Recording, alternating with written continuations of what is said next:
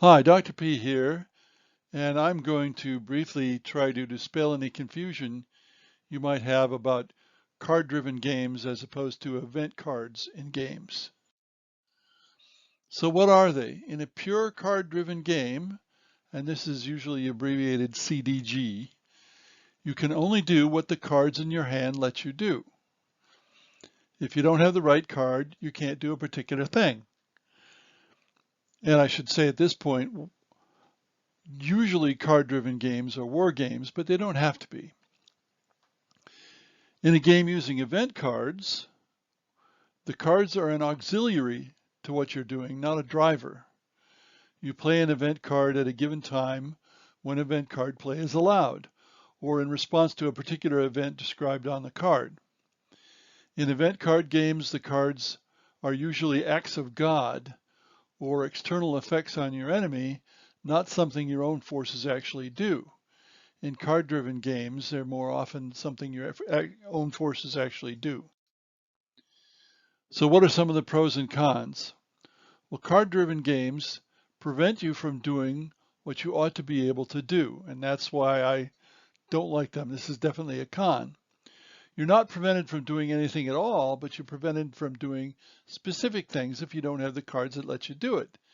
Now, some card-driven games are not pure like that, and I'll talk about a variation later, but that's the ideal in card-driven games. The cards will let you maneuver or do something, but not necessarily what you regard as the most important thing. In a sense, it's an extreme of the coach style in games. You're the coach, and you can only work with what you've got, with the players you have, if you think of the cards as your players. But this inability to do some things can give a feeling of realism. What about event cards? Event cards let you do additional things. And that's why I strongly prefer the event card method. I'm a game player. I want to control my own fate. I want to do something. I don't want to routinely have to depend on chance to get my job done. I don't care how realistic it may be. It's not good gaming. And yes, I have a PhD in military history, but as far as I'm concerned, tabletop board games about history or about wars are not really very good at depicting those wars. The games and warfare are opposites, and that's a big problem. Now, also, I'm a planner player, not an improviser, and I've talked about that in other videos. Improvisers are more willing to ride the chances of the day and just see what happens. Planners want to try to control things. Both of these kinds of cards involve constraints. The question is, when do constraints become a straitjacket? That's how I see card-driven games, as a straitjacket. But of course, it depends on how the card-driven game is designed. Some will be much tougher straitjackets than others.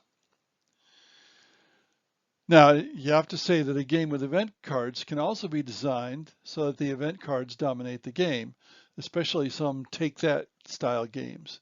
And that's not desirable either.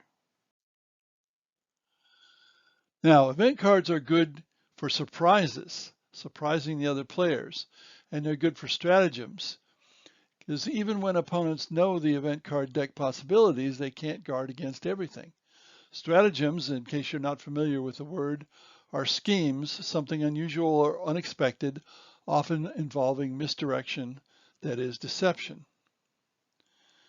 Well-designed event cards can provide such opportunities when combined with movements or positions on the board. Now, a variation of card-driven is what happens in most Columbia games. They're block games. Usually there are cards to determine how many actions you can take in a particular turn. And that's in contrast to a game where you get the same number of actions every turn. So the cards can limit how many things you can do, but not what you can do.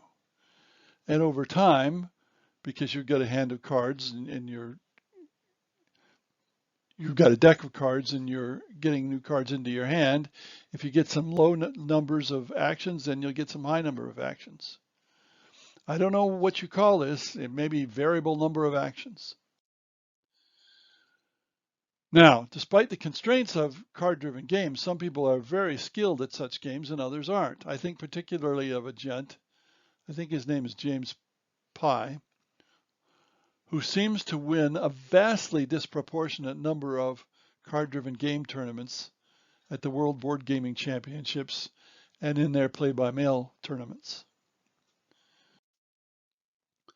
Now, obviously I have a bias, and I've never designed a card-driven game and likely never will, but I happily use event cards in some designs. Not all, but some. Thanks for listening.